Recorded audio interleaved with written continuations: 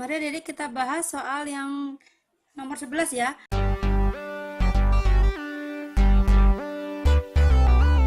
Soal nomor 11, buktikan bahwa segitiga ABC dia kongruen dengan segitiga CDE. Nah, ingat ya, syarat kongruen itu apa? Syarat kongruen itu syarat kongruen ya, kamu harus diingatkan dulu dengan syarat kongruen. Kongruen itu dia yang syaratnya itu gini sayang. Kalau ke pertama itu ketiga sisinya itu sama panjang. Kalau ketiga sisinya sama panjang, dia pasti kongruen ya. Sama panjang itu pasti kongruen. Atau sisi. Kalau ketiga sisinya dia sama, berarti segitiga itu kongruen, berarti sudutnya itu juga akan sama. Nah, terus yang kedua apa? Yang kedua sudutnya sama. Kemudian satu sisi sama. Nah, kalau sudah ada ya, dua sudutnya sama, satu sisinya sama, dia pasti juga kongruen. Nah, di sini ya, misal ini kakak singkat sudut, sisi. Nah, letaknya nanti bisa dibolak-balik, bisa sudut, sisi sudut, dan seterusnya ya. Kemudian yang ketiga, kedua sisinya sama. Kemudian satu sudutnya sama. Ini pasti juga kongruen, sudutnya sama. Nah, di sini apa nak?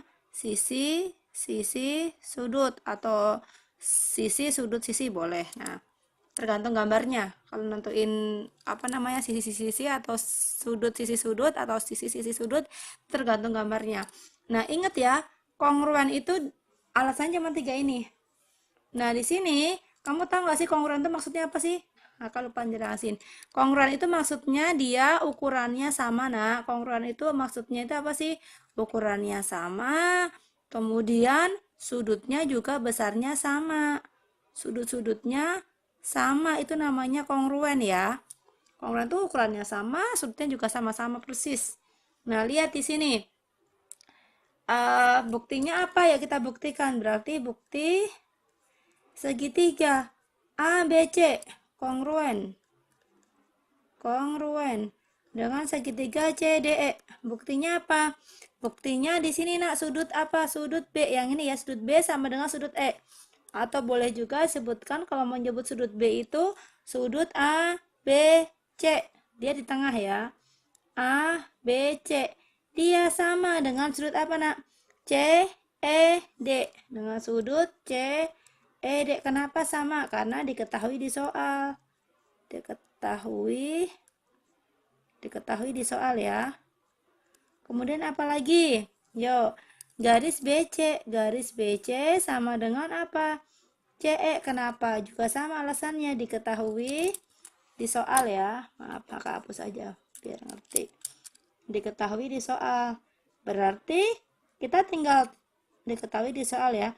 Berarti kita tinggal cari satu alasan kenapa bisa dia sama. Nah, di sini ya. Lihat sudut yang ini, nak. Ini sama enggak? Sama. Kenapa sama? Karena dia bertolak belakang. Berarti sudut apa lagi, nak? Sudut BCA. BCA itu sama dengan sudut DCE. DCE. Kenapa sama? Karena bertolak belakang. Nah, berarti terbukti ya. Segitiga ABC dia kongruen dengan CDE. Ini ya, berarti dia segitiga ABC dia kongruen dengan segitiga CDE. Alasannya karena apa? Ini sudut kan? Nah, ini sudut. Karena sudut sisi sudut. Nah, terbukti ya. Jadi segitiga ABC dia kongruen dengan CDE. Kenapa? Alasannya apa? Sudut, sisi, sudut. Nah, sudut, sisi, sudut. Nah, dia harus berurutan, sayang.